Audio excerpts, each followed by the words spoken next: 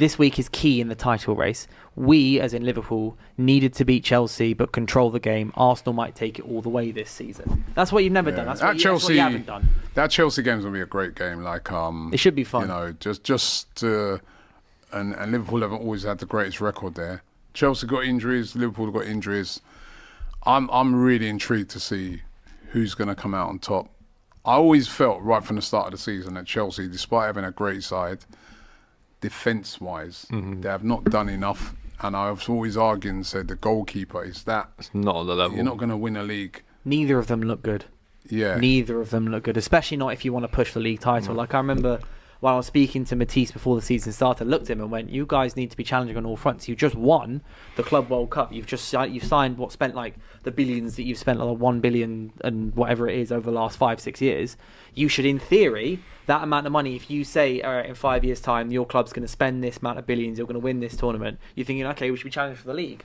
Suddenly, they've losing to Bayern, they lost to United, they barely scraped past Lincoln, and it's looking a lot dodgier for Chelsea. And they're suddenly dropped from, we're going to compete with Liverpool, we're going to compete with these big teams to like, all probably get Champions League. Mm-hmm. But at the moment, they're not in the mix. Like they are, where are they at the moment in the league? They're struggling. Chelsea, they're 8th. They're 8th in the Premier League with 8 points. Their recent form was that a draw and 2 losses. Yeah, they won 2 games, then drew, then lost 2. It's just it looks like, I'm surprised about how Chelsea have suddenly just not looked the team that you think they would look like. You look at their starting 11. A young team. I look at their starting 11 and I go, how has £1 billion been put into that? Like, where's it gone? I know they have the model of they buy and sell and they buy assets and Equity they sell assets. FC. Yeah. But it's not like you invest £1 billion into a football club. How are you ending up playing Pedro Neto every week? Like, how is Pedro Neto in that starting team? Well, it's not just even him. I think he's probably actually one of the good ones. It's more Sanchez in goal. I don't. It's the question marks. Like, I was speaking to a Chelsea fan today, and I was like, you got 52 million or whatever it was from Madueke, and you were celebrating it, but then you spend that money on Gittins. And it's like, right now, is he better? No. And you spent that money on Garnacho. Right now, is he better? Like, you didn't upgrade. You just bought another asset that you think could get better. Equity FC. And that will keep happening until the model is relooked at and the fans get fed up of being a buy-to-sell club or sell-to-buy, buying hotels, selling them back to yourself, the women's team.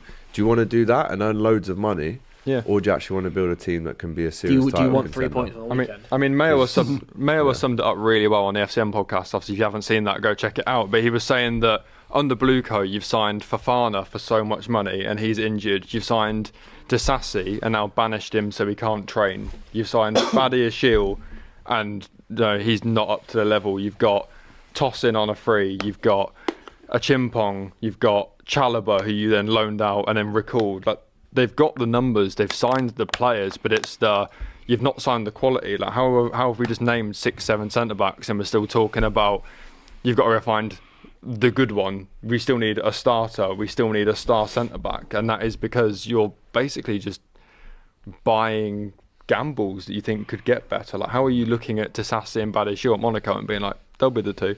And then giving them 7-year contracts. Yeah, and you know that they're not Van Dijk level, you know they're not Saliba level, but you know that you could have got them pretty cheap and their value's going to go up. And that's the problem. The more I look at Chelsea's 40 million spending on Alejandro Garnacho, the more I think you just saw a market opportunity. Yep. Like, you didn't look at that player and go, you know what, he takes us to the next level. Because as much as I watch Garnacho so much at United, and there's raw talent there. There's like, he's a relentless winger who will go and go and go.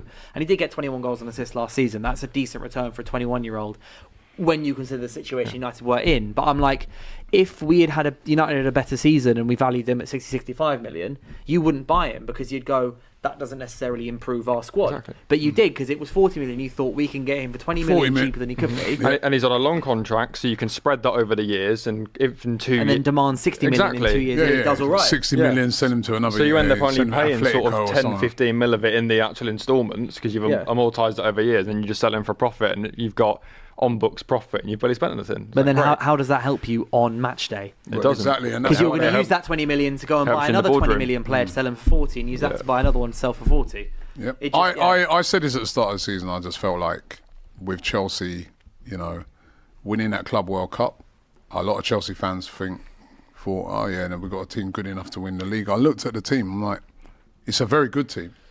that team's not good enough to win the league for the reasons what you're giving there. Where is their Van Dijk?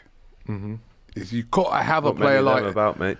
Where is their Alisson or their Ray? You've got to have those players if you're going to win the league. And then you've got to have those top defenders. You've got to have that. They don't have that. And like you said, a lot of players and some weird signing like Gittins, not even an English international. And the scouting's not even great. You're talking about buying cheap players that can improve. Well, Mosquera was right there for 13 million, and you skirted around that one. Like, if you wanted to buy cheap to sell better later, at least go and get a good one. Yeah, you could have got more. They made some strange signings. Like when they have gone big and spent the money. I mean, they're a bit unlucky in a player like Lavia. I think is an excellent player. There's so many injuries, but I just think in defence, they've got a good midfield. They've got they've got a great attack with Cole Palmer, players like that. Where João Pedro as well. Those That's were been a good fantastic signing. signings, but the defence.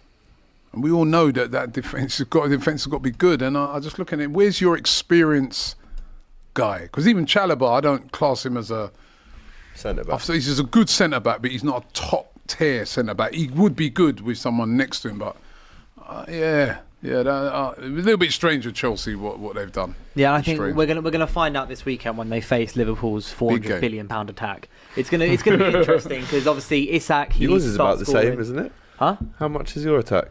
I don't know, about 200 million. Oh no, 400 million is what you've wasted on Anthony and all them guys. I'm well aware. I've actually had to live through it.